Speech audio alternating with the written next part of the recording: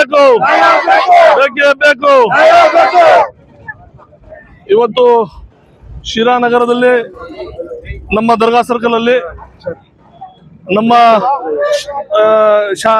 ಭಾಗದ ಶಾಸಕರು, ಹಿರಿಯ ನಾಯಕರು, ಮುತ್ಸದ್ದಿಗಳಾದಂತಹ ಮಾನ್ಯ ಟಿ.ಬಿ. ಜಯಚಂದ್ರ ಸಾಹೇಬರು ಬಹಳ ಹಿರಿಯರು ಇದ್ದಾರೆ. 7 ಬಾರಿ ಮಂತ್ರಿ, 7 ಬಾರಿ MLA ಶಾಸಕರಾಗಿದ್ದಾರೆ. ನಮ್ಮ ರಾಜ್ಯದಲ್ಲಿ ಅನೇಕ ಸಂಪುಟ ದರ್ಜೆಯಲ್ಲಿ ಅನೇಕ ಸ್ಥಾನವನ್ನು ಹೊಂದಿದ್ದಾರೆ. ಅದು ಕಾನೂನು, ಸಂಸದೀಯ ವ್ಯವಹಾರ, ಕೃಷಿ ಹಾಗೂ ಅನೇಕ ಹುದ್ದೆಗಳನ್ನು ಅಲಂಕರಿಸಿದ್ದಾರೆ.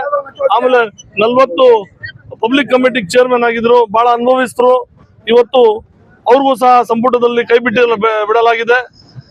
ಅದೇ ಕಾರಣದಿಂದ ಏನೋ ನಡೆದಿದೆ, ನಮ್ಗೆ ಬಹಳ ಬೇಸರ ತಂದಿದೆ. ಇಡೀ ನಮ್ಮ ಶಿರಾ ಕ್ಷೇತ್ರ ಜನರಿಗೆ ಬಹಳ ಬೇಸರ ತಂದಿದ್ರೆ.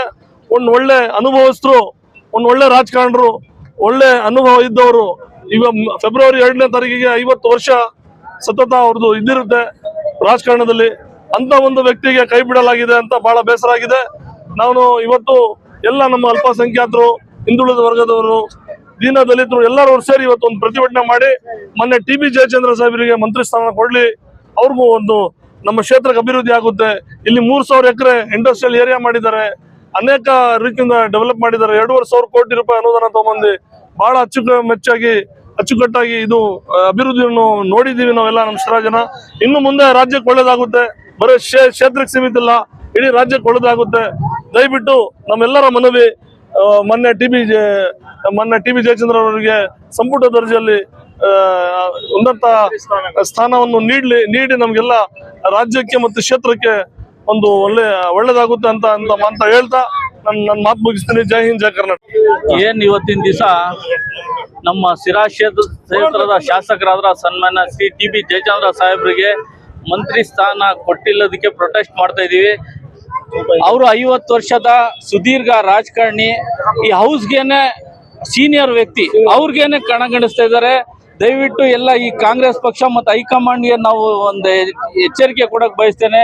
ಟಿ.ಬಿ. ಜಯಚಂದ್ರ ಸಾಹೇಬ್ರಿಗೆ ಸಚಿವ ಸ್ಥಾನ ಕೊಡಬೇಕು, ಎಲ್ಲರಿಗೂ ಒಂದು ಸಮಾನತೆ ಕೊಡಬೇಕು ಅಂತ ಹೇಳಿ ನಾನು ಹೇಳುತ್ತಾ, ಟಿ.ಬಿ. ಜಯಚಂದ್ರ ಸಾಹೇಬ್ರಿಗೆ ಮತ್ತೊಂದು ಸರಿ ಹೇಳಕ್ಕೆ ನಮ್ಮ ಸನ್ಮಾನ್ಯ ಮುಖ್ಯಮಂತ್ರಿ ಅವರಿಗೆ ಬಯಸ್ತೇನೆ.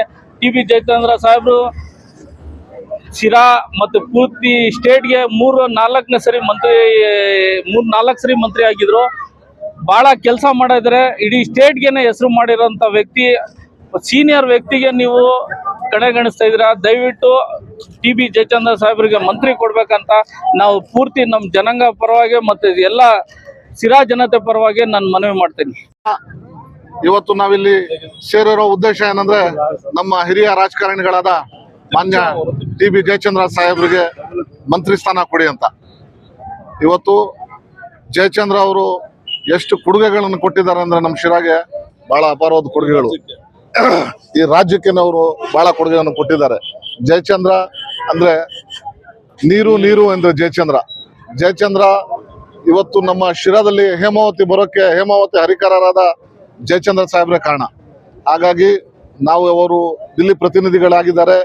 ಇಡೀ ಕ್ಯಾಬಿನೆಟ್ ನಲ್ಲಿ, ಇಡೀ ಅಸೆಂಬ್ಲಿನಲ್ಲಿ ಅವರು ಸೀನಿಯರ್ ಆಗಿದ್ದಾರೆ. ಹಾಗಾಗಿ ಅವ್ರಿಗೆ ಬಹಳ ಅನುಭವ ಇದೆ. ಯಾರಿಗೂ ತಗೊಂಡೋಗಿ ನೀವು ನೀರಾವರಿ ಸಚಿವರು ಮಾಡೋದು ಸರಿಯಲ್ಲ. ಇವರಿಗೆ ನೀರಾವರಿನಲ್ಲೂ ಅನುಭವ ಇದೆ, ಕಾನೂನು ಕೊಟ್ರು ಅನುಭವ ಇದೆ. ಇವರು ಸೀನಿಯರ್ ಇದ್ದಾರೆ, ಯಾವ ಹುದ್ದೆ ಕೊಟ್ರು ಅವರು ನಿಭಾಯಿಸ್ತಾರೆ.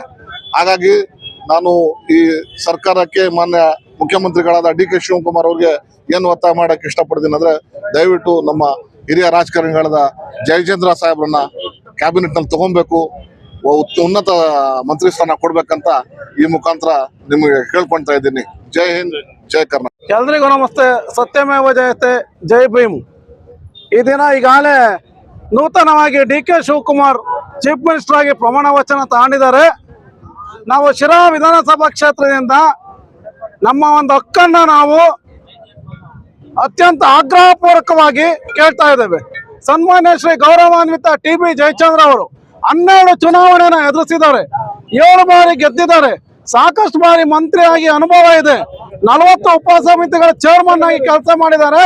ಈ ರಾಜ್ಯದ ಕಾನೂನು ಮಂತ್ರಿಯಾಗಿ ಮತ್ತು ನೀರಾವರಿ ಬಗ್ಗೆ ಅಪಾರ ಅಂತ ಒಂದು ಅನುಭವ ಇದೆ ಅಂತ ಧೀಮಂತ ನಾಯಕನ್ನ, ಆಮೇಲೆ ಜಾತ್ಯತೀತ ವ್ಯಕ್ತಿ, ಈ ರಾಜ್ಯದಲ್ಲಿ ಅತ್ಯಂತ ಅನುಭವ ಇರುವಂತ ವ್ಯಕ್ತಿ, ಈ ಬಾರಿಯ ಒಂದು ಅಧಿವೇಶನದಲ್ಲಿ ವಿಧಾನಸಭೆಯಲ್ಲಿ ಅತ್ಯುತ್ತಮ ಶಾಸಕ ಅಂತ ಅವಾರ್ಡ್ ಕೂಡ ಪಡೆದಿದ್ದಾರೆ. ಇಂಥ ನಾಯಕನ್ನ ಮಂತ್ರಿ ಮಾಡಿದಲ್ಲಿ ಸಿದ್ದರಾಮಯ್ಯರು ಕೂಡ ಕೈ ಬಿಟ್ಟು ಅದ್ಯಾವುದೋ ದೆಹಲಿ ಪ್ರತಿನಿಧಿ ಮಾಡಿದ್ರು, ಅದರಿಂದ ಏನು ಪ್ರಯೋಜನ ಇಲ್ಲ. ಈ ಬಾರಿ DK ಶಿವಕುಮಾರ್ ಆದ್ರು ಅವರೇ ಹೇಳ್ತಾರೆ ನಮ್ಗೆ ಅಧಿಕಾರ ಸಿಗ್ಲಿಲ್ಲ ಅಂದ್ರೆ ಒತ್ಕಿತ್ಕೋಬೇಕು ಅಂತ. ಆ ತರ ಇವರು ಕೂಡ ನಮ್ ಜಯಚಂದ್ರ ಅವರು ಏನಿದ್ರು ಇದು ಕೊನೆಯ ಚುನಾವಣೆ ಅಂತ ಹೇಳ್ತಾ ಇದಾರೆ. ಈ ಬಾರಿ ಅದೇನ್ ಮಾಡ್ತಾರೋ ಗೊತ್ತಿಲ್ಲ. ತುಮಕೂರು ಜಿಲ್ಲೆಗೆ ಶಿರಾಕ್ಕೆ ಮಂತ್ರಿ ಭಾಗ್ಯ, ಗ್ಯಾರಂಟಿ ಸರ್ಕಾರದ ಗ್ಯಾರಂಟಿ ಮಂತ್ರಿಯಾಗಿ ಅವರು ಶಿರಾಕ್ ಬರಬೇಕು. DK ಶಿವಕುಮಾರ್ ಅವ್ರನ್ನ ಮಂತ್ರಿ ಮಾಡಲೇಬೇಕು ಅಂತ ನಾವು ಎಲ್ಲ ಮತದಾರರ ಪರವಾಗಿ ನಾವು ವಿನಂತಿ ಮಾಡ್ಕೊಂತೇನೆ.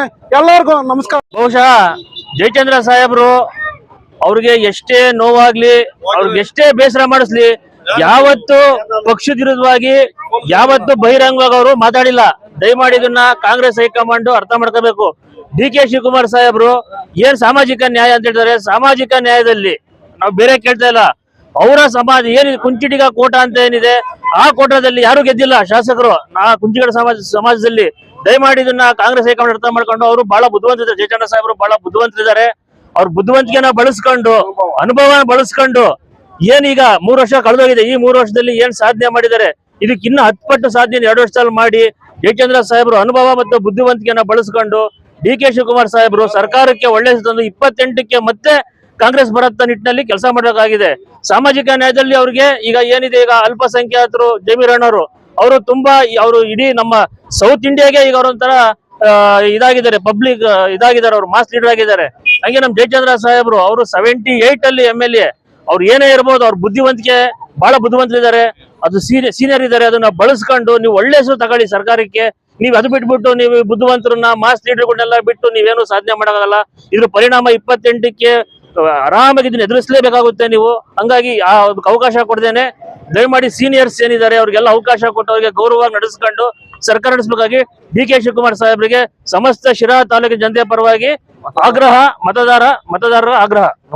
ನನ್ನ ವೆಯ್ಟ್ 125 kg ಇದೆ ಸರ್. ನಾನು 75 kg ಆಗಬೇಕು ಅಂದ್ರೆ 50 kg ವೆಯ್ಟ್ ಸಣ್ಣ ಆಗಬೇಕು ಅಂತ ತುಂಬ ಯೋಚನೆ ಮಾಡ್ತಿದ್ದೀರಾ. 1 ವರ್ಷ ನಮ್ಮ ಜೀನಿ ಸ್ಲಿಮ್ನ ಯೂಸ್ ಮಾಡಿ 125 kg ಇಂದ ಆರಾಮಾಗಿ 75 kg ಬರ್ತೀರಾ. ತಡ ಯಾಕೆ ಮಾಡ್ತೀರಾ? ನೀವು ಸಣ್ಣ ಆಗಬೇಕು, ಹೆಲ್ತಿ ಆಗಿರ್ಬೇಕು ಅಂದ್ರೆ ನಮ್ಮ ಜೀನಿ ಸ್ಲಿಮ್ನ ಯೂಸ್ ಮಾಡಿ. ನೀವು ಸಣ್ಣ ಆಗ್ಬೇಕಲ್ವಾ, ಅದು ಒಂದು ಉತ್ತಮ ಆಹಾರದಿಂದ ಸಣ್ಣ ಆಗ್ಬೇಕಲ್ವಾ. ಪ್ರತಿದಿನ ನಮ್ಮ ಜೀನಿ ಸ್ಲಿಮ್ನ ಯೂಸ್ ಮಾಡಿ ಯಾವುದೇ ಸೈಡ್ ಎಫೆಕ್ಟ್ ಇಲ್ದಂಗೆ ನೀವು ಸಣ್ಣ ಆಗ್ತೀರಾ.